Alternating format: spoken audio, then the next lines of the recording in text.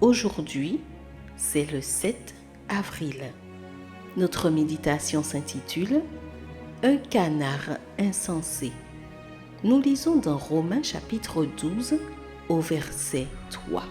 « Par la grâce qui m'a été donnée, je dis à chacun d'entre vous de ne pas avoir de prétentions excessives et déraisonnables, mais d'être assez raisonnable pour avoir de la modération, chacun selon la mesure de foi que Dieu lui a départie. » Une fable raconte l'histoire d'un canard qui se promenait joyeusement au bord d'un étang et qui s'est mis à dire tout haut: « À quel autre animal le ciel a-t-il donné les mêmes dons qu'à moi?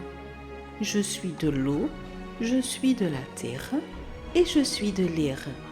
Quand je ne veux plus marcher, je vole, et quand je ne veux plus voler, je vais à l'étang pour nager. » Un serpent furtif qui l'écoutait l'a appelé: « Écoute-toi, ne te flatte pas tant, car tu n'es pas rapide comme le cerf, tu ne voles pas comme l'aigle, et tu ne nages pas comme les poissons.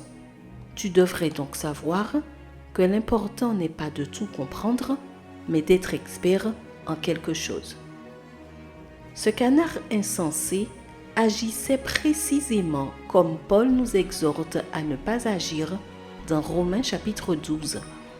Après avoir encouragé ses lecteurs au verset 1 et 2 à renouveler leur intelligence, Paul poursuit en nous donnant l'un des conseils les plus sages qui, s'il était suivi, aurait des conséquences dans nos vies pour la vie éternelle. La présomption et l'idée de pouvoir faire mieux et plus que les autres est un danger constant pour les esprits qui n'ont pas été renouvelés par la grâce de Dieu. Réfléchir avec sagesse à nos dons signifie que nous sommes capables de reconnaître nos faiblesses, mais en même temps d'utiliser sagement nos capacités pour le service du Seigneur.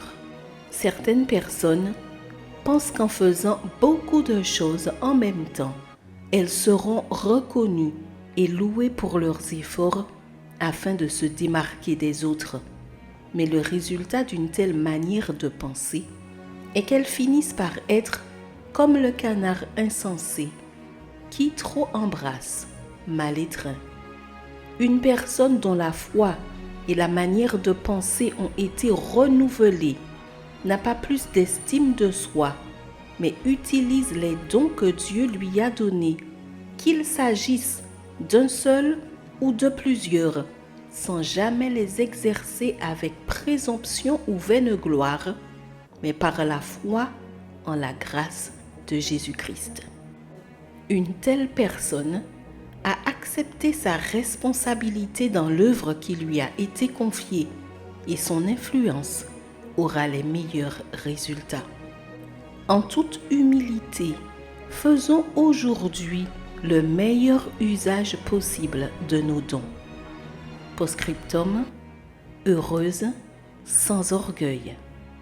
Que l'Éternel te bénisse et qu'il te garde pendant cette nouvelle journée.